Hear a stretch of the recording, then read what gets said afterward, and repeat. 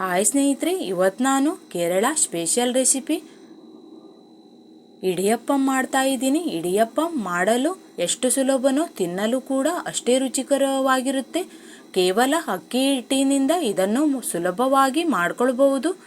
ನೀವು ಕೂಡ ಟ್ರೈ ಮಾಡಿ. ಇಷ್ಟವಾದಲ್ಲಿ ಲೈಕ್, ಶೇರ್, ಸಬ್ಸ್ಕ್ರೈಬ್ ಮಾಡಿ. ಇನ್ನಷ್ಟು ವಿಡಿಯೋಗಾಗಿ ಬೆಲ್ಲೈಕನನ್ನು ಒತ್ತಿ.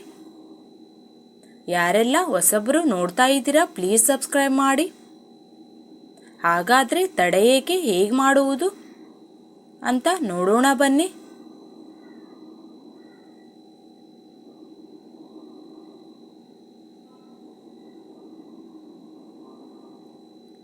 ನಮಸ್ಕಾರ ಎಲ್ಲರಿಗೂ, welcome back to Jaya recipe. Idiyappam ಮಾಡಲು ಗ್ಯಾಸಿನ ಮೇಲೆ ಬಾಣಲೆ ಇಟ್ಟು ಗ್ಯಾಸ್ ಆನ್ ಮಾಡಿಬಿಟ್ಟು 2 ಗ್ಲಾಸು ನೀರು ಹಾಕಿದ್ದೀನಿ. ಅದೇ ರೀತಿ ರುಚಿಗೂ ತಕ್ಕಷ್ಟು ಉಪ್ಪು. ನೀರು ಚೆನ್ನಾಗಿ ಕುದ್ದಿದ ನಂತರ 2 ಗ್ಲಾಸು ಅಕ್ಕಿ ಹಿಟ್ಟು ಹಾಕ್ಕೊಳ್ಬೇಕು. ಅದೇ ನೀರು ಹಾಕಿದ ಗ್ಲಾಸಿನಲ್ಲೇ ಅಕ್ಕಿ ಹಿಟ್ಟು ಹಾಕ್ಕೊಳ್ಳಿ. ಅಕ್ಕಿ ಹಿಟ್ಟು ಹಾಕ್ಬಿಟ್ಟು ಚೆನ್ನಾಗಿ ಇದನ್ನು ಮಿಕ್ಸ್ ಮಾಡಿಬಿಡ್ತೀನಿ. ಮಿಕ್ಸ್ ಆಗಿದೆ ಫ್ರೆಂಡ್ಸ್. ಈಗ ಗ್ಯಾಸ್ ಬಂದ್ ಮಾಡಿಬಿಡ್ತೀನಿ. ಗ್ಯಾಸ್ ಬಂದ್ ಮಾಡಿಬಿಟ್ಟು ಕೆಳಗಡೆ ಇಟ್ಟು ಚೆನ್ನಾಗಿ ಮಿಕ್ಸ್ ಮಾಡ್ಕೊಳ್ಬೇಕು. ಕೈಯಿಂದ ಮಿಕ್ಸ್ ಮಾಡ್ಕೊಳ್ಬೇಡಿ, ಗ್ಲಾಸ್ ತಗೊಂಡು ಈ ಥರ ಮಿಕ್ಸ್ ಮಾಡ್ಕೊಳ್ಬೇಕು. ನೋಡಿ,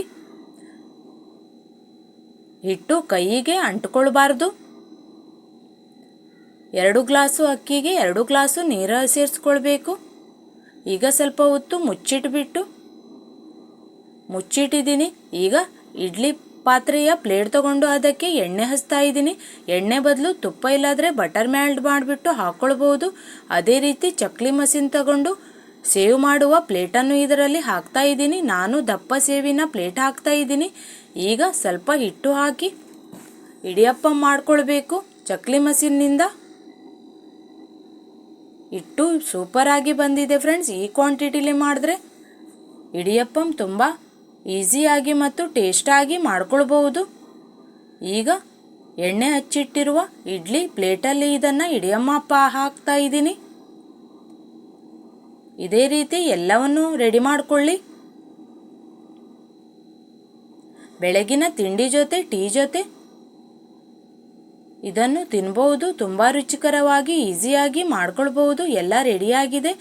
ಈಗ ಇಡ್ಲಿ ಪಾತ್ರೆಯಲ್ಲಿ ನೀರು ಹಾಕಿ ಮೇಲೆ ಇಡಿಯಪ್ಪಂ ಹಾಕಿದ ಪ್ಲೇಟ್ ಹಾಕಿಟ್ಟು ಮುಚ್ಚಿಬಿಟ್ಟು ಗ್ಯಾಸಿನ ಮೇಲೆ ಇಟ್ಟಿದ್ದೆ. ನೋಡಿ, ರೆಡಿಯಾಗಿದೆ ಆಗಿಲ್ಲ ನೋಡಿಬಿಟ್ಟು ಗ್ಯಾಸ್ ಬಂದ್ ಮಾಡಿಬಿಟ್ಟು ತಣ್ಣಗಾದ ಮೇಲೆ ಇಡಿಯಪ್ಪಂ ತೆಗಿತಾ ಇದ್ದೀನಿ. ಎಷ್ಟು ಸೂಪರಾಗಿ ಬಂದಿದೆ ನೋಡಿ ಫ್ರೆಂಡ್ಸ್. ನೀವು ಕೂಡ ಟ್ರೈ ಮಾಡಿ, ನಿಮಗೂ ಕೂಡ ಇಷ್ಟವಾಗುತ್ತೆ.